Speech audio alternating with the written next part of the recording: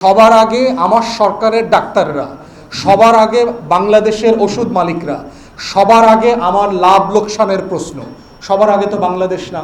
আমরা দেখতে পাচ্ছি যে বাংলাদেশের ওষুধ শিল্পের কাছেও এই সরকার পরাজিত হচ্ছে এবং নিজেদের জনগণের স্বার্থ বিক্রি করে দিচ্ছে। একটা নির্বাচিত সরকার এইটা করতে পারে না, আপনার এই কাজ করবার ম্যান্ডেট নাই। এই জনগণের কারণেই তো আজকের স্কয়ার ব্রিটিশ আপনার ইন্ডাস্ট্রিতে ঢুকতে পেরেছে, এই কারণেই তো বেক্সিমকো আজকে আমেরিকার স্বীকৃতি পেয়েছে, তাদের মার্কেটে স্বীকৃতি পেয়েছে। এই জনগণের অবদানের কারণেই তো আপনারা এটা করতে পেরেছেন।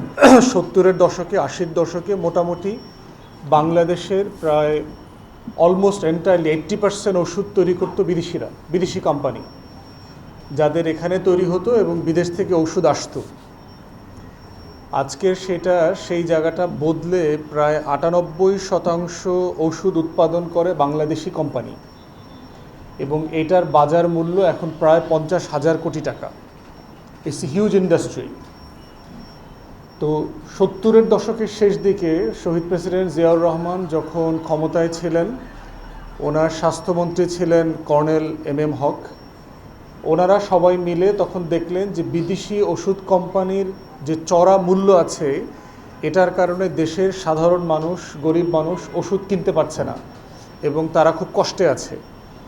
এবং সেখান থেকে এই মার্কেটটা নিয়ন্ত্রণ করবার একটা চিন্তা আসছে এবং একটা খসড়াও করা হয়েছিল 79 সালে, যেটা ফাইনালি হতে হতে ওষুধ যে অধ্যাদেশ যেটা হয়েছে, নিয়ন্ত্রণ অত্যাবশ্যকীয় ওষুধের যে নীতিমালা, এইটা করতে করতে 82 সাল হয়ে গেছে। এবং বাংলাদেশে একজন মানুষকে যে কারণে খুব বেশি করে আমরা স্মরণ করি, সেটা হচ্ছে ডাক্তার জাফরুল্লাহ চৌধুরী সাহেব, গণস্বাস্থ্য কেন্দ্রের যিনি প্রতিষ্ঠাতা এবং এই লড়াইতে যিনি গুরুত্বপূর্ণ রোল প্লে করেছেন। অধ্যাপক নুরুল ইসলাম সাহেবের এক নেতৃত্বে একটা কমিটি হয় এবং সেটাই পাশ করে। এরশাদ সাহেব অনেক বাধার বিপক্ষে থেকেও উনি এই নীতিমালার পক্ষে, জনগণের পক্ষে অবস্থান নিয়েছিলেন। তো 82 সালের নীতিমালাটা আসলে কি করেছে? সে যেটা করেছে যে ধরেন 4000 4500 ওষুধ ছিল বাজারে তখন, সেখান থেকে একটা তালিকা করে সরকার ঠিক করে যে এর ভিতরে প্রায় 1700+ ওষুধ হচ্ছে অকার্যকর, অপ্রয়োজনীয় ওষুধ, যেটা আসলে প্রয়োজন নাই। কাছাকাছি একই মানের অন্য ওষুধ বাজারে আছে। তো তারা তখন এই তালিকাটা প্রকাশ করে ওইখান থেকে এই 1700 ওষুধকে অকেজো, ক্ষতিকর হিসাবে ঘোষণা করে। এবং এরপরে যে তালিকাটা করে সেটা হচ্ছে কিছু কিছু ওষুধকে তার জেনারিক নামে বিক্রি করতে হবে। জেনারিক নাম হচ্ছে যেটার কম্পোজিশন, যেমন দেখবেন যে প্যারাসিটামল টাইপের ওষুধ বাজারে অনেক নামে পাওয়া যায়। সিটামল নামে পাওয়া যায়, নাপা নামে পাওয়া যায়, এইস নামে পাওয়া যায়। এইটার আসলে একটা মূল যে ধাতুগুলো দিয়ে তৈরি করা হয় সেইটার নামে একটা ধাতু দিয়ে জেনারিক নামে এই ওষুধটার নামকরণ করতে হবে। তখন এটা সংখ্যাটা ছিল 46-এর মতো। এবং সরকার একটা সার্টেন অ্যামাউন্ট যেটা থাকবে, নাম্বার ওষুধের দাম ঠিক করে দিতে পারবে। সেই ধারাবাহিকতায় আপনার 1994 সালে এসে বিএনপি সরকার এই ওষুধের তালিকাটা 117তে নিয়ে আসে। তো 117টা ওষুধের তালিকা মানে হচ্ছে যে এই ওষুধগুলো গুরুত্বপূর্ণ, প্রতিদিন বাংলাদেশের মানুষের প্রয়োজন হয়, অত্যাবশ্যকীয়। এবং বিশ্ব স্বাস্থ্য সংস্থা WHO আপনার এই অত্যাবশ্যকীয় ওষুধের একটা তালিকা আছে যেটা 400-র উপরে।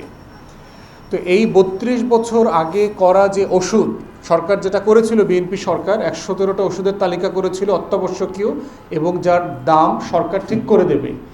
এইটার ভিতরে 30টা ওষুধ মোটামুটি চলে, বাকি ওষুধগুলো এখন অকেজো, ক্ষতিকর হয়ে গেছে, অথবা এর থেকে গুরুত্বপূর্ণ ভালো মানের ওষুধ বাজারে এখন আসছে। তাহলে 32 বছর আগের নীতিমালাটা তো এখন আপনার কার্যকর করতে হবে, এটাকে তো আপডেট করতে হবে, সফটওয়্যার আপডেট করবার মতো, আপনার মোবাইল ফোন আপডেট করবার মতো। তো সেটার অংশ হিসেবেই হচ্ছে অন্তর্বর্তীকালীন সরকার গত বছর একটা কমিটি করে এবং 2023 সালের যে আইন আছে, ওষুধ এবং কসমেটিক্স আইন, যেটা তার 30 ধারায় তাকে এই কমিটি করবার ক্ষমতা দেওয়া হয়েছে। এই কমিটি তখন এই পুরো তালিকা থেকে এখন বাংলাদেশে প্রায় 1400+ ধরেন ওষুধ নিবন্ধিত আছে, গুরুত্বপূর্ণ ওষুধ। তার ভিতর থেকে তারা জাতিসংঘর যে বিশ্ব স্বাস্থ্য সংস্থা আছে, WHO তালিকাকে সামনে রেখে বাংলাদেশের গুরুত্বপূর্ণ ওষুধের একটা তালিকা তারা করে, যেটা হচ্ছে 297টি এসেনশিয়াল ড্রাগস। এবং তার যে প্রাইস, এইটা সরকার নির্ধারণ করবে। এখন দেখেন সরকার যে প্রাইস নির্ধারণ করবে এইটার ব্যাপারে হচ্ছে ওষুধ মালিকপক্ষ যারা আছেন, যারা ফার্মাসিউটিক্যাল কোম্পানি আছেন, শিল্প সমিতি আছেন এবং আমাদের ডাক্তারদের একটা বড় অংশ যারা এই সিস্টেমের বেনিফিশিয়ারি, তারা এটা প্রতিবাদ করছেন। এবং এই প্রতিবাদের অংশ হিসাবে আমরা দেখলাম সরকার 3 তারিখে এই মাসের এই দুইটা যে পরিপত্র ছিল এই পরিপত্র বাতিল করে দিয়েছে, 94 সালের পরিপত্রে নিয়ে গেছে। কারণ কি দিয়েছে, বলেছে যে 2023 সালের আইনে এই কাজটা করবার জন্য একটা উপদেষ্টা পরিষদের পরামর্শ নেওয়া দরকার ছিল। কিন্তু আমরা যতটুকু আইন দেখেছি এবং কোর্টের রায়টা পড়েছি, এটা খুবই মিসগাইডেড। এই সরকার এসে এই ওষুধ রিলেটেড একটা উপদেষ্টা পরিষদ করে 29শে জুন। এখন সরকার যখন এই সিদ্ধান্তটা নিয়েছে তখন তো উপদেষ্টা পরিষদ ছিল না গত বছর অথবা এই বছর জানুয়ারিতে। তাহলে যেই উপদেষ্টা পরিষদ ছিল না তার সাথে পরামর্শ করা হয়নি বলে আপনি এই নীতিমালা, এই অধ্যাদেশ দুটো বাতিল করে দিলেন। মানে এর থেকে বোগাস, মিসগাইডেড, রেশনাল তা কিছু হতে পারে না, একটা অযৌক্তিক কারণ দিয়েছেন। আপনারা সর্বোচ্চ যেটা করতে পারতেন যে এইটা যদি পরামর্শক সভায় উপদেষ্টা পরিষদ গঠন করে তাদের কাছে পাঠানো দরকার যদি হতো মনে করেন, তাদের কাছে পাঠাতে পারতেন। মূল কারণটা কি? মূল কারণটা হচ্ছে যে এই গুরুত্বপূর্ণ ওষুধ বেচা কেনার সাথে আমাদের শিল্প মালিক সমিতির যে সম্পর্কটা আছে, ঠিক একইভাবে হচ্ছে ডাক্তারদের কমিউনিটির একটা বিশাল অংশ যারা বিভিন্ন কোম্পানির ভাড়ায় খাটেন, তাদের প্রেসক্রিপশনে তারা ওষুধ দেন, তাদের কোম্পানির ওষুধগুলো দেন, ওই কোম্পানির ওষুধ দেওয়ার মাধ্যমে উনি আবার ওখান থেকে রেশন পান। এই স্বার্থান্বেষী গোষ্ঠীর কারণে সরকার এই কাজটা করেছে এবং সরকারের গুরুত্বপূর্ণ মন্ত্রীরা এর সাথে জড়িত, উপদেষ্টারা জড়িত, তাদের আত্মীয় স্বজনরা জড়িত এই কাজের সাথে। কিন্তু কাজটা কার বিরুদ্ধে গেল? আমার গরিব মানুষের বিপক্ষে গেছে। আপনারা বিভিন্ন সময় দেখেছেন যে বাংলাদেশের স্বাস্থ্য খাতের প্রায় 80 থেকে 90% খরচ এই দেশের মানুষের পকেট থেকে যায়। একটা গরিব মধ্যবিত্তের প্রায় 30% মাসের ইনকাম চলে যায় ডাক্তার, স্বাস্থ্যসেবা, হাসপাতাল, ওষুধের পিছনে। এবং স্বাস্থ্য খাতের পুরো খরচের সবচেয়ে বেশি খরচ হয় হচ্ছে ওষুধ কিনতে গিয়ে। এবং আপনারা দেখবেন যে ওষুধের কোনো নীতিমালা নাই। মোটামুটি অ্যান্টিবায়োটিক্স, এবং আপনি অ্যান্টিবায়োটিক্স চাইলেও কাউন্টার থেকে কিনতে পারবেন, এবং ঘুমের ওষুধ ছাড়া মোটামুটি সব ওষুধ আপনি কিনতে পারবেন। তাহলে এই যে জনগণের পক্ষে অবস্থান নিল, আমরা 82 সালে, 80 সালে, 81 সালে একইভাবে দেখেছি যে আমাদের তখনকার ডাক্তাররা, বিএমএর নেতৃবৃন্দরা, ওষুধ মালিক সমিতি যারা আছেন তারা সবাই বাংলাদেশের গরিব মানুষের বিপক্ষে অবস্থান নিয়েছেন। এবং দুঃখজনকভাবে হলেও সত্য, 31 দফার রূপকার যেই বিএনপি বলছে যে আমরা জনগণের সরকার, সবার আগে বাংলাদেশ, কিন্তু এই অধ্যাদেশ দুইটা বাতিল হবার আগে দেখলাম যে সবার আগে আমার সরকারের ডাক্তাররা, সবার আগে বাংলাদেশের ওষুধ মালিকরা, সবার আগে আমার লাভ লোকসানের প্রশ্ন। সবার আগে তো বাংলাদেশ না। সবার আগে বাংলাদেশ হইলে আপনি যেই গরিব মানুষের জন্য ওষুধের দাম কমানো হলো, যেই গরিব মানুষের জন্য এসেনশিয়াল ড্রাগসের জাতিসংঘ এবং বিশ্ব স্বাস্থ্য সংস্থার নীতিমালা মেনে তার তালিকা প্রণয়ন করা হলো এবং সবচেয়ে প্রফেশনাল লোকদের সাথে পরামর্শ করে করা হয়েছে, সেই কাজটাকে তো আপনি বাতিল করে দিতে পারতেন না। তাই আমরা বাংলাদেশ সরকারকে বলছি যে আপনারা আপনাদের সরকারের নিজস্ব যে পরিকল্পনা ছিল, 79 সালের বিএনপি সরকার শহীদ জিয়ার, 94 সালের বেগম জিয়ার সরকার, সেই দুইটা নীতিমালাকে বাদ দিয়ে বাইপাস করে আপনারা নতুন শিল্প মালিক সমিতির কেনাবেচার মধ্যে ঢুকে পড়েছেন। অতএব বাংলাদেশের বিভিন্ন খাতকে যেভাবে বেসরকারি খাতের সুযোগ সুবিধা এবং বড় বড় অলিগার্কের কাছে বেচে দেওয়া হচ্ছে, বিদ্যুৎ খাত, জ্বালানি খাত, তারপরে কেনাবেচা, ব্যাংক, বিশ্ববিদ্যালয়, গণমাধ্যম, ঠিক একইভাবে আমরা দেখতে পাচ্ছি যে বাংলাদেশের ওষুধ শিল্পের কাছেও এই সরকার পরাজিত হচ্ছে এবং নিজেদের জনগণের স্বার্থ বিক্রি করে দিচ্ছে। একটা নির্বাচিত সরকার এইটা করতে পারে না, আপনার এই কাজ করবার ম্যান্ডেট নাই। আপনি যে দুইটা নীতিমালা বাতিল করেছেন, এইটা আপনার শপথের লঙ্ঘন করেছেন। সংবিধানের যে শপথ আপনারা নিয়েছেন, 31 দফা, আপনাদের ম্যানিফেস্টো, আপনাদের সকল বক্তব্যের সাথে আপনারা বিপরীত আচরণ করেছেন। তাই আজকের এখান থেকে আমরা দাবি করছি যেই অধ্যাদেশ দুইটা দেওয়া হয়েছিল বাংলাদেশের গরিব মানুষের স্বাস্থ্যসেবা নিশ্চিত করবার জন্য, অল্প দামে যেন ওষুধ পাওয়া যায়, স্বাস্থ্য সেবা খাতের সারা দুনিয়ার যে নীতিমালা আছে সেইটাকে সামনে রেখে করা হয়েছিল, ঠিক সেই জায়গাতে আপনাদেরকে ফেরত আসতে হবে। তা না হলে বাংলাদেশের মানুষ সময়ে যখন আসবে তখন আপনাদের কাছে একটা প্রতিবাদ লিপি পাঠিয়ে দেবে, এবং এই প্রতিবাদের ভাষা আপনাদের জন্য সুখকর হবে না। কারণ এটা এমন একটা জায়গায় আপনারা হাত দিয়েছেন যে দেশের প্রত্যেকটা মানুষ প্রতিদিন যেই কারণে বিড়ম্বনা ভোগান্তির শিকার হয়। গরিব মানুষের গণমাধ্যম নাই বলে, গরিব মানুষের বড় বড় কাঠামোগত প্রপাগান্ডার জায়গা নাই বলে আপনারা বোধ করছেন আপনারা পার পেয়ে যাবেন। এবং দুঃখজনকভাবে হলে সত্য, দেখবেন বাংলাদেশের অলমোস্ট এন্টায়ার গণমাধ্যম এই বিষয়ে কোনো ভালো রিপোর্ট করে নাই। 2-3টা পত্রিকা ছাড়া কেউ এই সংবাদটা আপনার প্রকাশ করে নাই, সবাই আড়ালে চলে গেছে। এবং আপনার মনে থাকার কথা, 3 তারিখ কি হচ্ছিল বাংলাদেশে? শিবির আর ছাত্রদল সারা দেশের ক্যাম্পাসে মারামারি করছিল।